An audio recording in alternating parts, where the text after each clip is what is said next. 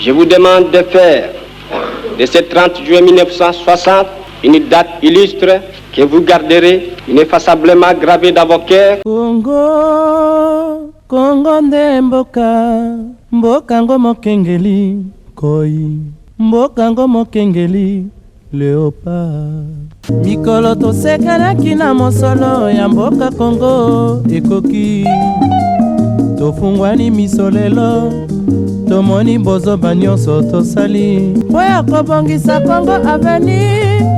Ebongi tosala Congo bokomona pamba lobi bokolula yango. Mbote pe meilleur vena bino nyoso balandi ya Info Plus HD bino ba oyo bosu sokaza malamu ya kolanda biso mokolo ya lelo ngai je deboula la Colombe na sepelaka komona bino ebele boye liboso ya ba poste téléviseur na bino. Tofungola rasanga na biso pona koyebisa bino que mercredi 20 décembre oyo nde ezali date oyo congolais nyonso azelaki pona kosala choix na ye congolais nyonso alekanaki bongo na urne kasi esalemaki bongo na mwa mikakatano na bacentre to pe ba bureau de vote mususu yango wana président ya commission électorale nationale indépendante Seni na Mokuse Denis Kadima asalaki message moko pona kolobake ba bureau de vote nyonso oyo esalaki mosala te le 20 décembre oyo bakoki kofungola yango le 21 décembre de 6h à 17h pour que ba récupérer ba congolais nyonso baye bakosala ba choix na bango na ba urne bolanda message nae. Aujourd'hui, moi j'ai vu une très grande participation. J'ai vu un grand engouement et je pense que ça c'est très important. Les gens ont été patients dans la file et il y en a même malgré tout ce qu'il y avait comme temps d'attente et tout ça qui étaient très enthousiastes malgré tout. Et moi-même quand je suis allé voter, parce que je suis aussi électeur, quand je suis allé voter, j'ai vu vraiment que les gens étaient même contents de venir poser leurs problèmes et je n'ai pas senti une quelconque hostilité. Je pense que peut-être parce que beaucoup de gens ne croyaient pas que nous aurons des élections. Je vois il y a une très grande joie, il y a de l'enthousiasme. Je n'ai pas senti une quelconque négativité. Donc pour moi c'est une très bonne chose. Bien entendu nous sommes déçus quand même qu'il y ait eu un certain nombre d'actes de vandalisme dans un certain nombre de places à travers le pays. Mais n'empêche, c'était un grand moment et pour moi ça me donne de l'espoir. Ça montre que les Congolais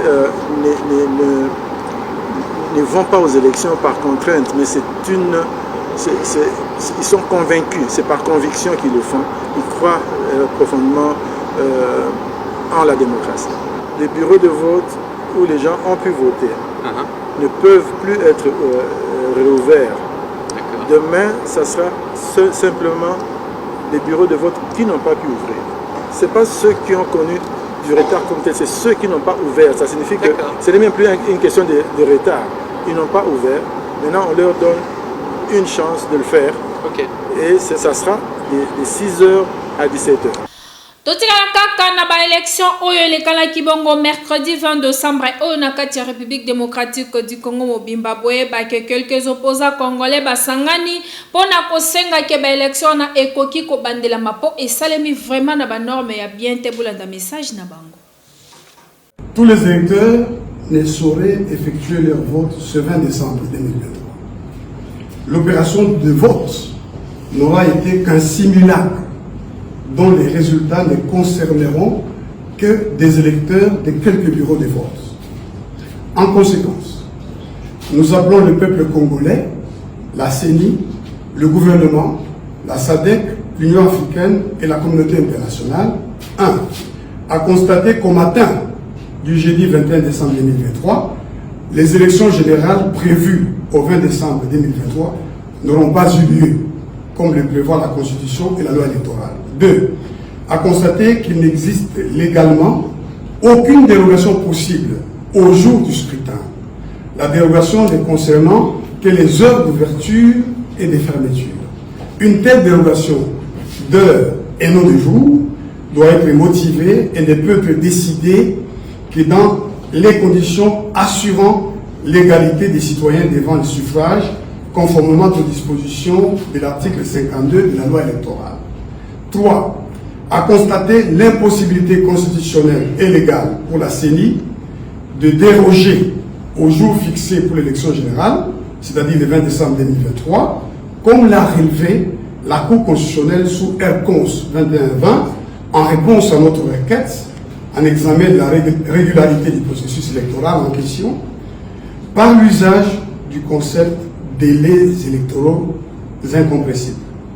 Agir autrement consisterait à consacrer une prise de pouvoir par la force et son exercice en violation de la Constitution, ce qui obligerait le peuple congolais à y faire échec conformément aux dispositions de l'article 64 de la Constitution. 4. À exiger la réorganisation de ces élections ratées par une CENI autrement composée à une date qui sera fixée dans les conditions d'égalité de toutes les parties prenantes. Na nsima na ye koleka na urne mpe kosala choix na ye boyebaki le cardinal Fridolin Ambongo asalaki message moko ya kosenga bakongolais bazala na kimia mpe basala choix na bango kitoko. Je suis très heureux de voir que le jeune Congolais veut aller aux élections. Vous voyez vous-même la masse qui est là. Tout le monde veut exprimer sa préférence pour ses dirigeants selon le processus qui est en cours. Mais je constate seulement qu'ici, sur plus ou moins 11 bureaux, il n'y a que 4 qui fonctionnent jusqu'à. Les autres ont des problèmes de machines, de batteries, etc. Il faudra que les solutions soient trouvées rapidement. Sinon, les élections vont s'étendre sur plusieurs jours. Non, c'est impossible parce que sur 11 machines, il n'y a que 4 qui fonctionnent. Vous imaginez que j'ai passé plus ou moins 5 minutes. 5 minutes. Plus ou moins 5 minutes. C'est parce que j'avais préparé mes numéros quand on entre et puis on appuie immédiatement. Mais pour quelqu'un qui n'est pas habitué à la machine, je crois qu'il peut mettre plus que moi. Mais le souhait, c'est que tout citoyen congolais qui est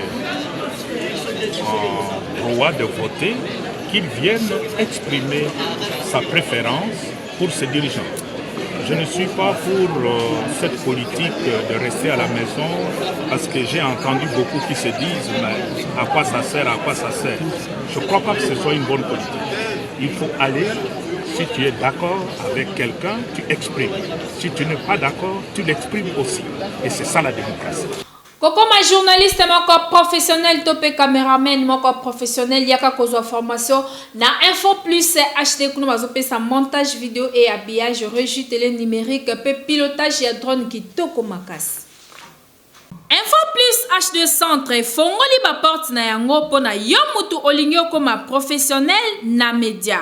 Yaka kozwa formation ya malonga, formation et kuba. Na Info Plus HD Centre, bazo pesa ba formation lokola, ya prise de vie, okoma cameraman tope camerawoman moko professionnel, montage vidéo pe ezo pesa ma kitoko. Bongo po na régie télé, na Info Plus HD Centre, formation eza ya régie télé numérique. Donc télévision ya kilelo po na pilotage ya drone, wana kutu jemuke na Info Plus HD Centre. Côté journalisme, kobanga na yo te po formation na yango ezo pesa ma soin pe okokoma journaliste professionnel ya ko présenter ba journal, ko animer ba émission pe ko sala ba différents services nyonso oyo ezalaka na kati ya journalisme. Kasi na suka ya formation, tunanga nini okoleka na jury, na défense pe okozwa brevet na yo oyo eza qualifié et ko permettre yo osala musala partout dans le monde.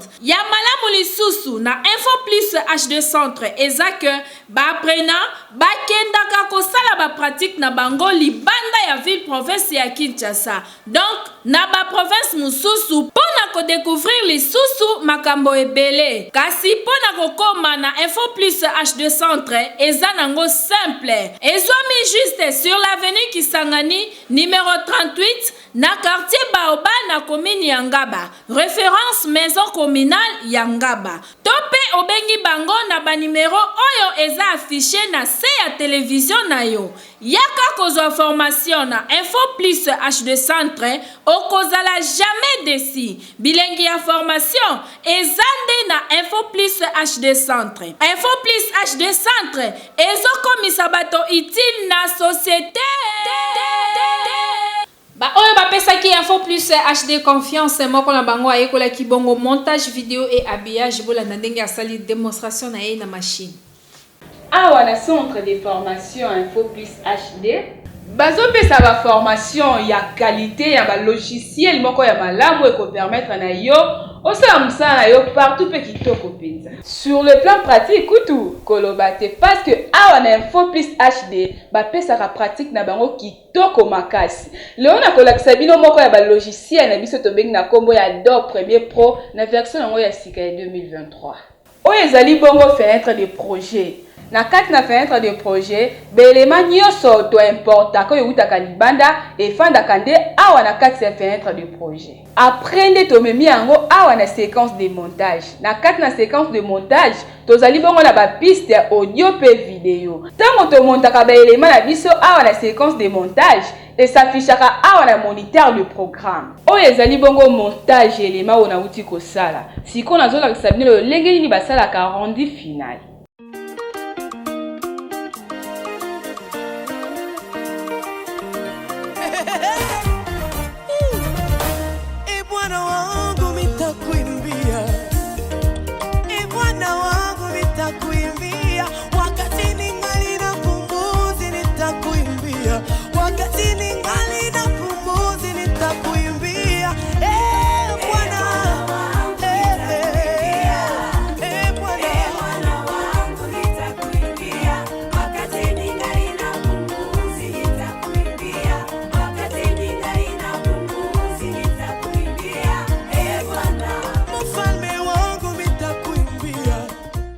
Ezali bongo rendu final élément na uti ko sala na bengi yo muto fanda na ndako ane lelo ko sala te yaka posa lo lenge nga na uti ko sala o bomoni eza muke o na yebi eza tellement ebeli.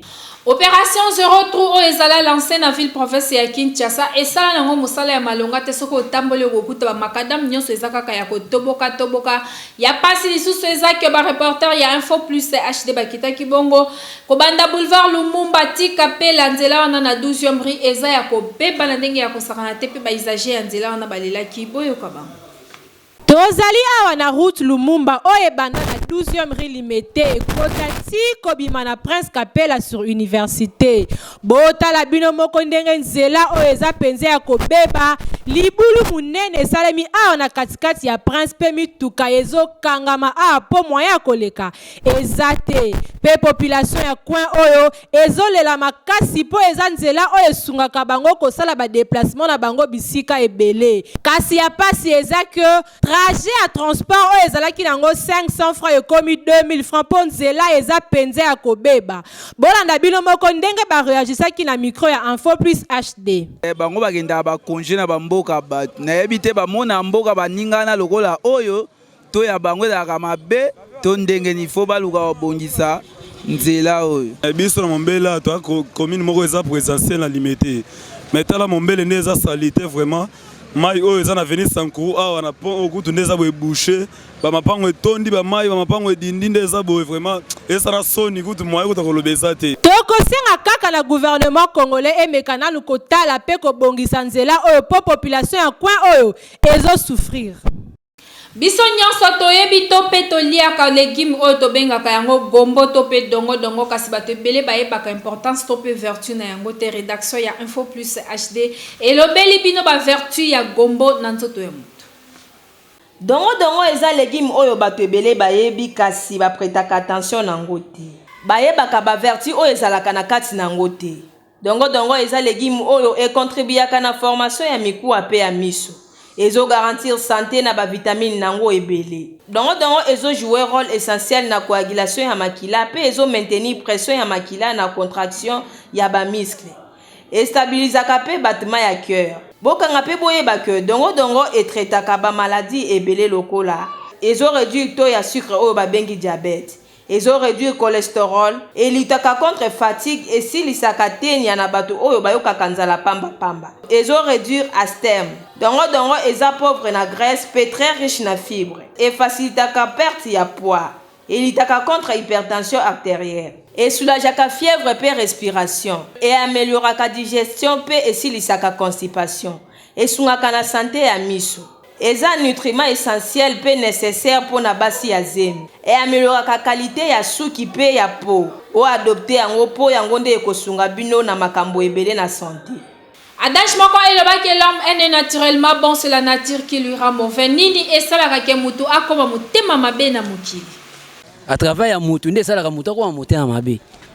Parce que à cause ya mutema malamu mabe convenir kuta na sungi batu.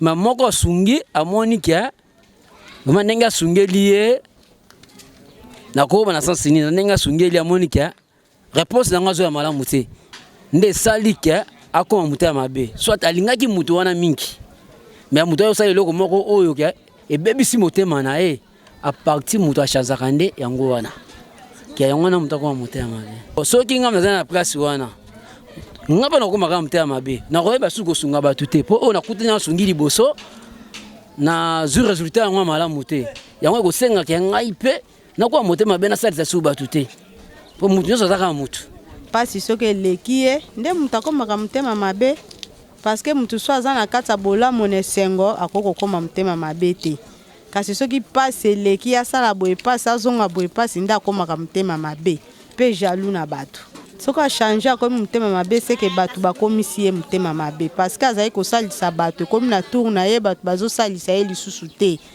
asouffrir mutu moko te akoki kotelema mpona kopesa ye secours alors ye mpe akobalola motema akoma mutema mabe mokili ezalaka kaka bongo mokili elingaka te bato balingi basalisaka bato omona mutu moko azalaki ni social azoyede batu to azoyede batu na famille momonaka mutu moko kaka na kati ya famille alinga balukela ye alinga sale mabe alinga poisonner alinga simbise tushi ba réalité zebele omona ntango ye akoremarke yango aza su vraiment na mutema na sute ya koyede mutu babi musapi moko so ezwi pasi misapi nyonso 5 4 etikali il faut moko ezoki mais pasi wana emataka ntina mutema partout njoto mobimba eza ndenge moko yo mutu oroza na mutu asali yo mabe mutu moko mais en réalité okomomona okomi kosangisa batu nyonso okomomona lokwa batu nyonso bakomi contre yo.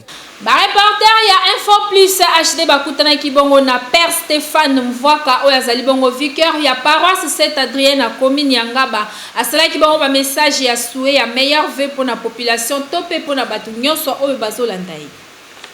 Bonjour à vous tous qui me suivez en ce moment et meilleurs vœux de Nouvel An et de la Nativité du Seigneur.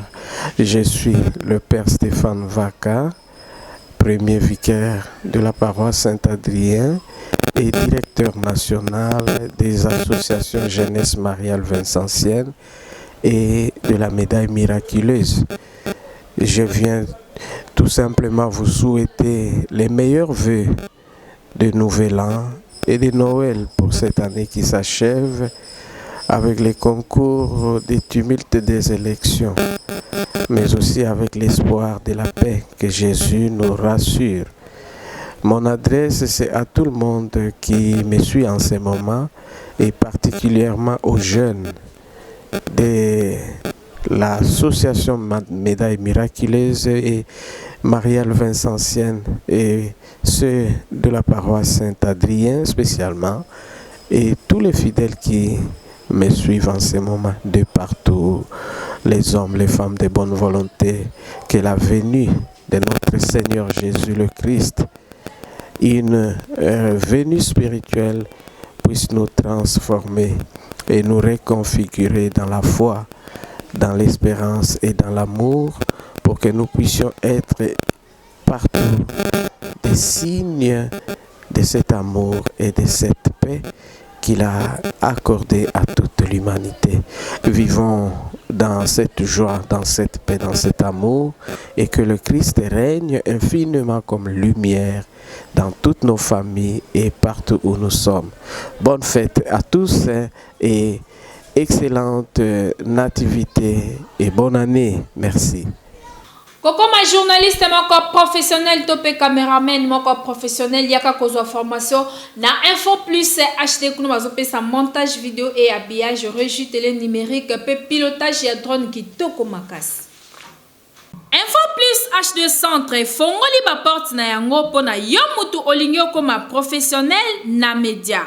Yaka kozwa formation ya malonga, formation et kuba. Na Info Plus HD Centre, bazo pesa ba formation lokola, ya prise de vie, okoma cameraman tope camerawoman moko professionnel. Montage vidéo pe ezo pesa ma kitoko. Bongo pona régie télé, na Info Plus HD Centre, formation eza ya régie télé numérique. Donc télévision ya kilelo pona pilotage ya drone, wana kutu jemuke na Info Plus HD Centre. Côté journalisme, kobanga na yo te po formation na yango, ezo pesa ma soin pe okokoma journaliste professionnel ya ko présenter ba journal, ko animer ba émission, pe ko sala ba différents services nyonso oyo ezalaka na kati ya journalisme. Kasi na suka ya formation, tunanga nini okoleka na jury, na défense, pe okozwa brevet na yo oyo eza qualifié et ko permettre yo osala musala partout dans le monde. Ya malamu lisusu na Info Plus HD Centre eza que ba apprenant ba kendaka ko sala ba pratique na bango libanda ya ville province ya Kinshasa. Donc na ba province mususu pona ko découvrir lisusu makambo ebele. Kasi pona ko koma na Info Plus HD Centre eza nango simple. Ezomi juste sur l'avenue Kisangani numéro 38 na quartier Baoba na commune Yangaba. Référence maison communale Yangaba. Tope obengi bango na ba numéro oyo eza affiché na se ya télévision na yo. Yaka kozwa formation na Info Plus HD Centre okozala jamais déçu. Bilengi ya formation ezande na Info Plus HD Centre. Info Plus HD Centre ezokomisa bato utile na société. Pour améliorer la langue française, na minoko ya bana biso ekoma na ngoje muke album Les Fous du Français ya bandeko ya le français par la musique eza toujours wana bola na nzembo la bango moko ya kitoko.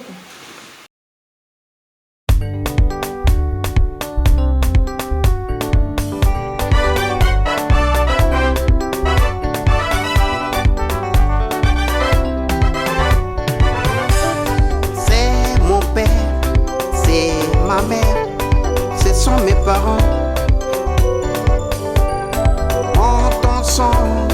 Notre et votre leur, Matassa, notre et votre leur, Métessé, nos voleurs. Mon sang, notre votre l'air, Matassa, notre votre l'air, Métessé, nos voleurs.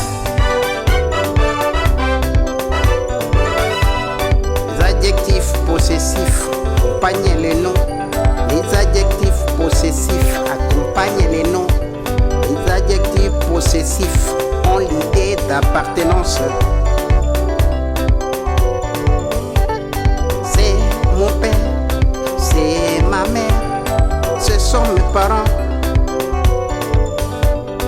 Mon sang, notre et votre leur, Matassa, notre et votre leur, mes desserts, nos voleurs. Mon sang, notre votre l'air, Matassa, notre votre l'air, Métessé, nos voleurs. Les pronoms possessifs remplacent le nom. À qui appartient ce livre? C'est le mien. À qui appartient ces cahiers? C'est le tien. À qui appartient la gomme? C'est la mienne. Le mien, le tien, le sien, le nôtre, le vôtre, le leur.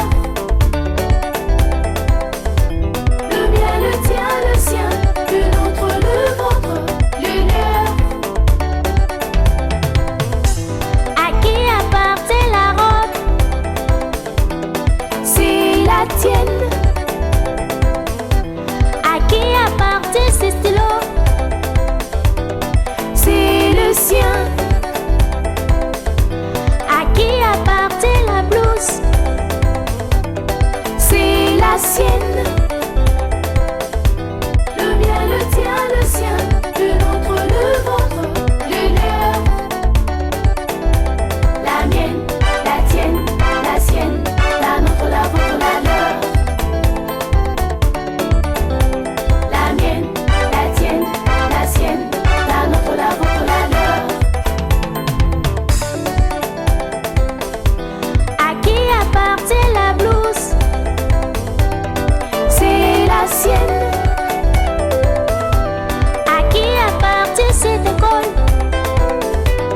C'est la nôtre.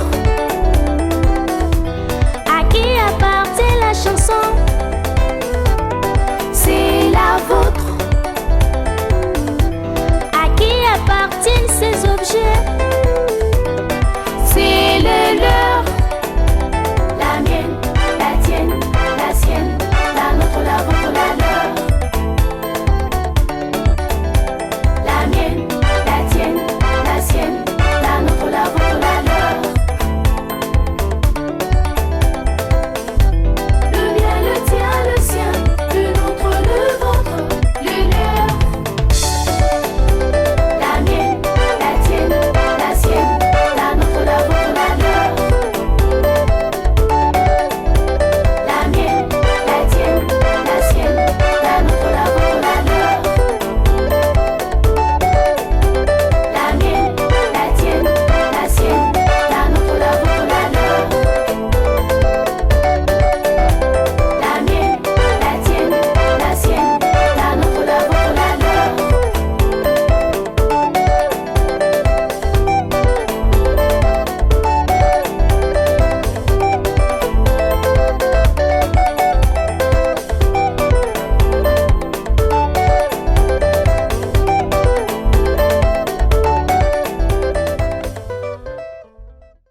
Invité du jour, il y a la rédaction, il y a Info Plus HD proposé bino élément oyo.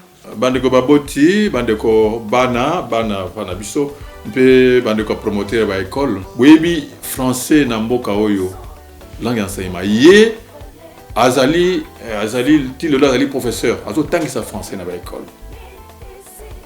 A constaté défaillance mingba ba faiblesse mix ba élève. Atangisi mbola ebele, mais niveau ya bana français za ko diminuer kaka. Eza ko kita be ko kita. Il y a une idée, il y a ko tangisa bana wana, il y a ko pesa mateya na ye na ndenge mususu. Omoni likanisi ya azui, yango wana vraiment il faut te féliciter ye. Azui likanisi wana abi essayons de faire autrement. Bana balingi musique mingi, bana balinga musique mingi. Alors lui na le canal leisa bango na nope Mathéo na pesa bango na créer na classe bazo similaire pour niveau bana zo kitabe ko kita na leisa bango siko na musique.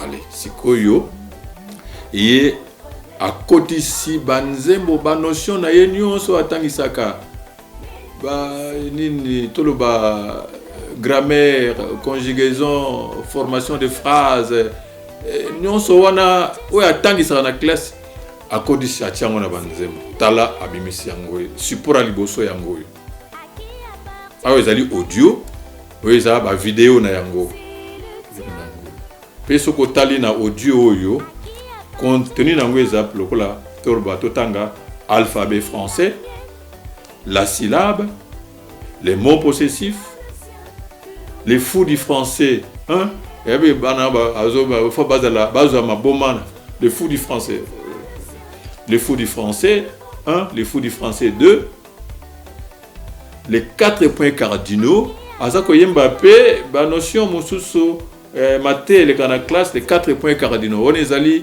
cours de français et message géographie. Nous c'est ça kana kati. Et ça 8 chansons mobimba, mais ce côté nous avons on peut avoir ici je crois que 10 ou bien 13 leçons.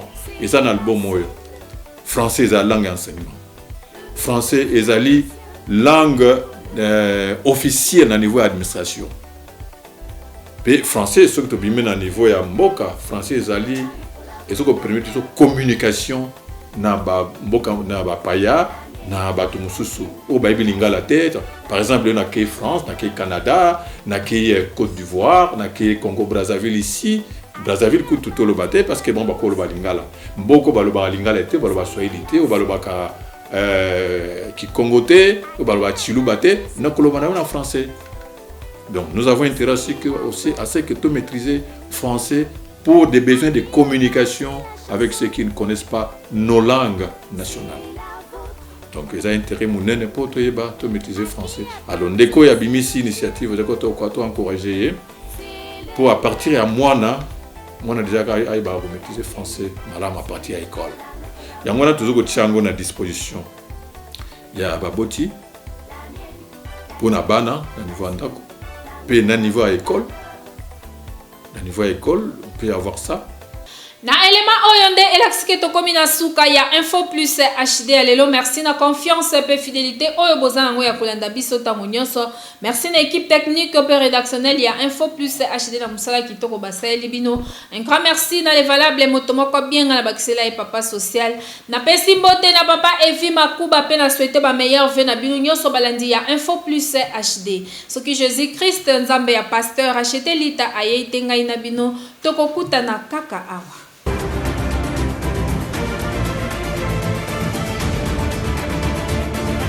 mikolo tosekelaki na mosolo ya mboka Kongo ekoki tofungwani miso lelo tomoni bozoba nyonso tosali mpo ya kobongisa Kongo aveni ebongi tosala Kongo bokomona pamba lobi mbokolula yango